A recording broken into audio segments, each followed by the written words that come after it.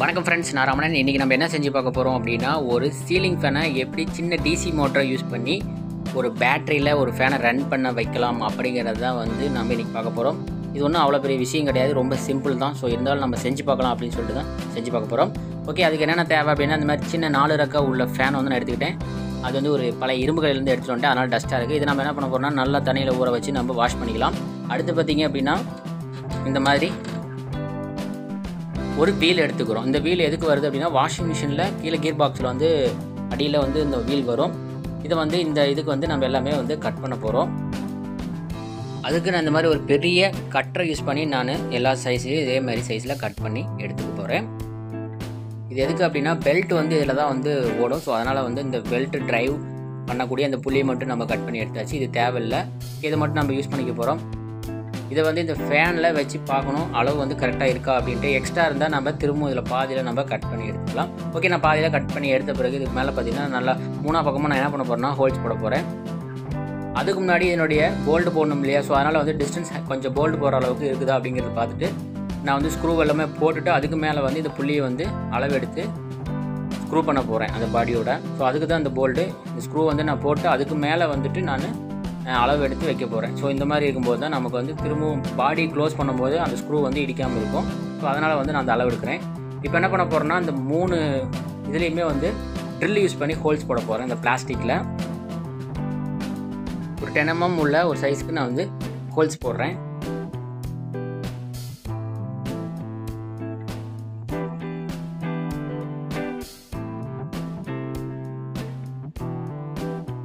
Okay, போட்ட பிறகு என்ன பண்ண போகிறோம்னா, இது அந்த பாடியில் வச்சுட்டு அந்த பாடிக்கு நேராக இந்த மாதிரி மார்க் பண்ணிவிட்டு பாடியில் நம்ம ஹோல்ஸ் போட்டு ஒரு த்ரெட்டு போட போகிறோம். ஒரு போல்டு போடுற மாதிரி ஒரு த்ரெட்டு போட போகிறோம் 3 ஹோல்ஸ்லையுமே ஓகே, இதில் நான் பஞ்ச் பண்ணிக்கிறேன். இந்த பாடியில் பார்த்தீங்கன்னா இந்த மாதிரி பஞ்ச் பண்ணிவிட்டு ட்ரில் யூஸ் பண்ணி ஹோல்ஸ் போட்டுக்கலாம். இது கேஸ்டிங் பாடி அப்படிங்கிறதுனால ஈஸியாக ட்ரில் பண்ணிடலாம். இதே ஸ்டீலாக இருந்துச்சு அப்படின்னா நம்ம இந்த மாதிரி பஞ்ச் பண்ணும்போதே பார்த்திங்கன்னா ஒடுங்கிடும். ஸோ இது கேஸ்டிங் பாடி, அதனால் ஈஸியாக பஞ்ச் ஆகும். அதுக்கப்புறம் பார்த்திங்கன்னா ட்ரில் பண்ணிடலாம். அந்த புள்ளியில் என்ன சைஸ் ட்ரில் பிட்டு யூஸ் பண்ணோமோ அதே பிட்டு இதில் யூஸ் பண்ணி ட்ரில் பண்ணிக்கலாம்.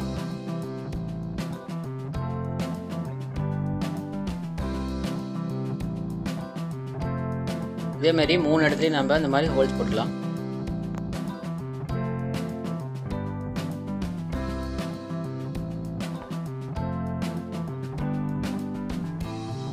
ஓகே, இதுக்கு மேலே என்ன பண்ண போகிறோம்னா, இதுக்கு தகுந்த மாதிரி மரம் நம்ம போடலாம். இந்த டாப் யூஸ் பண்ணி என்ன பண்ண போகிறோம்னா, மரம் போடுறேன். இந்த 3 ஓட்டையிலையுமே மரம் போட்ட பிறகு நம்ம இந்த பிளாஸ்டிக்கை ஈஸியாக இதில் போட்டு நம்ம போல்டு போட்டு முறிக்கிடலாம். ஸோ அதுக்கு தான் இந்த ஐடியா. நம்ம வேறு எந்த பேஸ்ட் போட்டு ஒட்டாலும் ஒட்டாது. ஸோ அதனால தான் இந்த ஐடியா யூஸ் பண்ணியிருக்கேன். பார்த்தீங்க அப்படின்னா 4 போல்டு போட்டேன். 4 போல்டு போட்டு இந்த மாதிரி டைட் வச்சுக்கலாம். ஓகே, இதுக்கப்புறம் பார்த்தீங்கன்னா உள்ளார நம்ம 2 பேரிங்கு இந்த மாதிரி ஒரு சாஃப்ட் ஒன்று ரெடி பண்ணி இதில் ஃபிட்டிங் போட போகிறோம். வழக்கம் போல் இந்த மாதிரி பேரிங் எலக்ட்ரிக்கல் கடையில் கிடைக்கும்.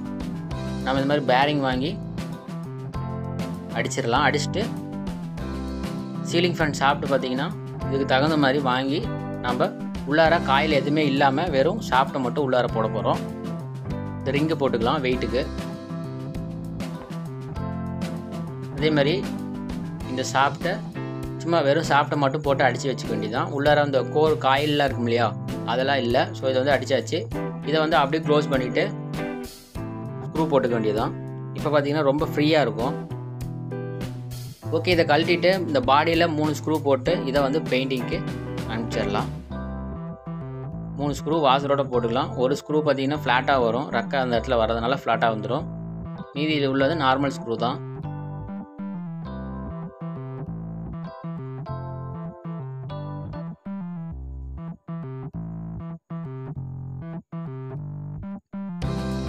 ஓகே, இதை நம்ம பெயிண்டிங் காமிச்சிடலாம். நெக்ஸ்ட்டு நம்ம ப்ரிப்பேர் பண்ண வேண்டியது, இந்த மோட்டரில் இந்த மாதிரி ஒரு சின்ன புள்ளி, இது கதவுக்கு பின்னாடி வைக்கிற அந்த ஒரு பிளாஸ்டிக் பார் தான். அதில் புள்ளி மாதிரி ரெடி பண்ணியாச்சு. ஓகே, இது காஞ்சிட்ருக்கு பெயிண்ட் அடித்தது. அதுக்கு முன்னாடி நம்ம இந்த மாதிரி ஒரு கிளாம்ப் எடுத்துகிட்டு இந்த மோட்டரில் ஃபிட் ஆகிற மாதிரி ஒரு சைஸ் கிளாம்ப் எடுத்துக்கலாம். நெக்ஸ்ட் பார்த்தீங்கன்னா இதுலேயே கிளாம்ப் இந்த மாதிரி சைஸ்லேயே ரொம்ப சின்னதாக இந்த மாதிரி சைஸ் எடுக்கலாம். இது சாஃப்ட்டில் போகிறதுக்கு ஓகே, இது வந்து பார்த்திங்கன்னா பெயிண்ட்லாம் காஞ்சிருச்சு. நம்ம டேப் அடிச்சதெல்லாம் வந்து உரிச்சு எடுத்துடலாம்.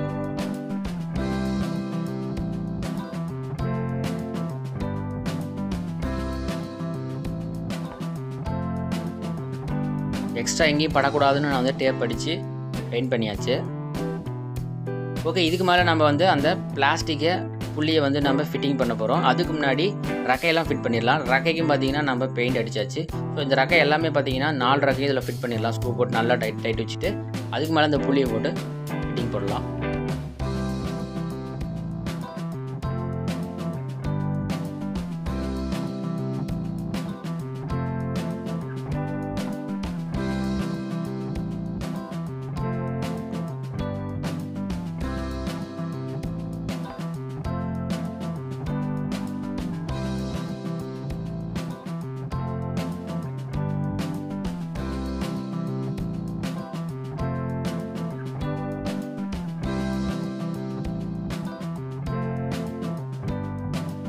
ஓகே, 4 ரகையும் ஃபிட்டிங் பண்ண பிறகு மேற்கொண்டு மேலே என்னென்ன ப்ராசஸ் பண்ணணுமோ அது எல்லாத்தையும் பண்ண போகிறோம். அதுக்கு முன்னாடி பார்த்திங்கன்னா அந்த புள்ளியை வந்து நம்ம பெல்ட் வர புள்ளியை வந்து ஃபிட்டிங் பண்ண போகிறோம்.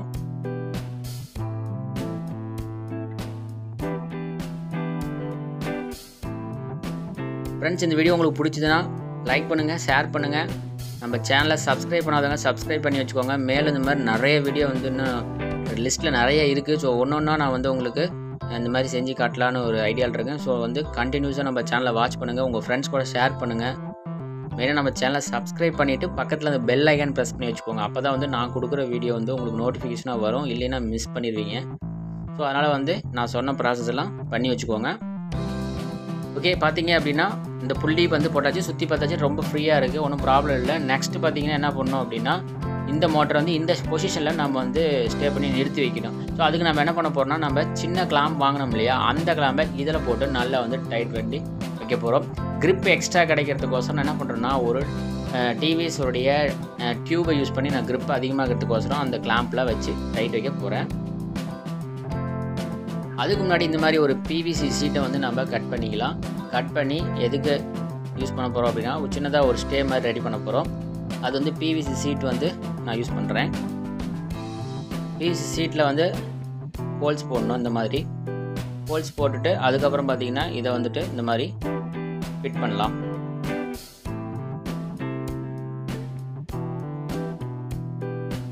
அதேமாதிரி இன்னொரு சைட்லேயும் வந்து நல்லா இந்த மாதிரி டைட் வச்சுட்டு அளவு எடுத்துகிட்டு அதுக்கப்புறம் இன்னொரு சைட்லேயும் ஹோல்ஸ் போட்டுக்கலாம்.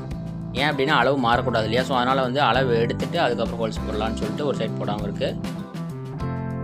ஓகே, இதை டைட் வச்ச பிறகு ஃபுல் டைட் எவ்வளோ வைக்குமோ அவ்வளோ வச்ச பிறகு மோட்டரை வந்து இந்த மோட்டரை வந்து ஃபிட்டிங் பண்ணலாம். எந்த இடத்துல கட் பண்ணால் சரியாக இருக்கும் அப்படிங்கிறத கட் பண்ணிவிட்டு அந்த எஜ்ஜில் 2 ஹோல்ஸ் போட்டு திரும்பவும் வழக்கம் போட்டு நம்ம போல்ட் நட் போட்டு முறுக்கி டைட்டாக வச்சுக்கலாம்.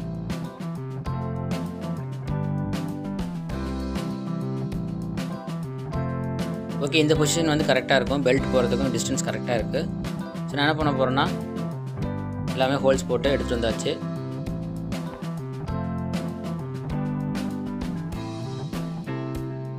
திரும்ப வந்து ரீஃபிக்ஸ் பண்ண போகிறோம். டபுள் சைடு ஹோல்ஸ் போட்டிருக்கிறத வந்துட்டு நம்ம டைட்டாக வச்சுட்டு அதேமாதிரி இந்த மோட்டரை வந்து ஃபிட் பண்ணி கரெக்டாக அதோடைய பொசிஷனில் நிற்க வச்சு ஃபுல் டைட் வைக்க போகிறோம். இதுதான் வந்து ப்ராசஸ். ஓகே, இது பார்த்திங்கன்னா கொஞ்சம் சிரமமாக தான் இருக்குது இந்த ஸ்டேஜில். ஏன்னா வந்து கரெக்டாக வந்து நேர் வச்சு நம்ம இந்த மாதிரி ஸ்டே ரெடி பண்ணணும். ஸோ அதனால் வந்து கொஞ்சம் ஹார்டாக தான் இருக்கும் இந்த ஸ்டேஜில்.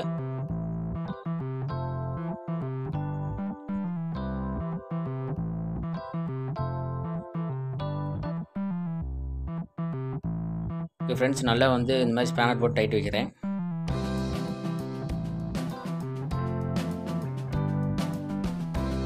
நான் இது ரன் பண்ணுறதுக்கு பார்த்தீங்கன்னா 3.2 வோல்ட் செல் வந்து நான் யூஸ் பண்ணுறேன்.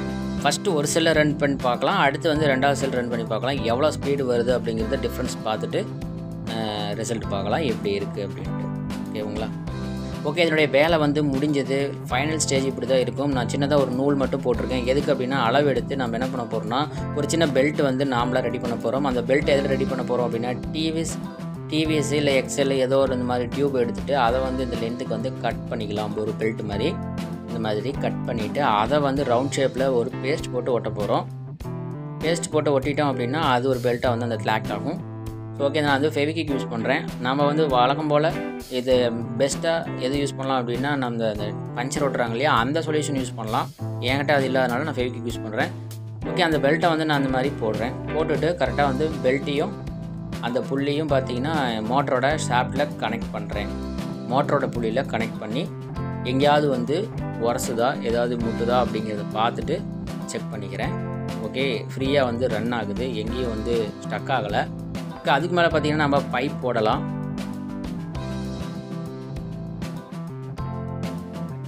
பைப் போட்டு நல்லா டைட் வச்சிட வேண்டியதான். ஓகே, இது வந்து டைட்லாம் வச்சாச்சு.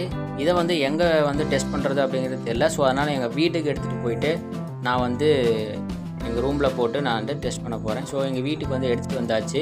இதை வந்து நான் ஃபிட் பண்ணிட்டேன். எங்கள் வீட்டுக்கு மேலே வந்து ஃபிட் பண்ணி ரெடியாக இருக்குது ரன் பண்ணுறதுக்கு.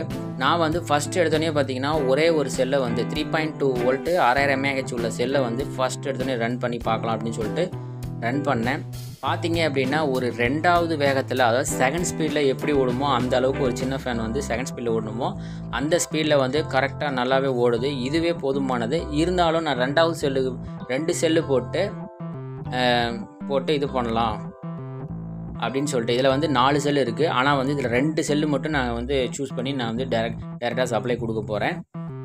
இது வந்து 12 வோல்ட் பேட்டரி. நான் இப்போ வந்து 6 வோல்ட் வந்து கொடுக்க போகிறேன்.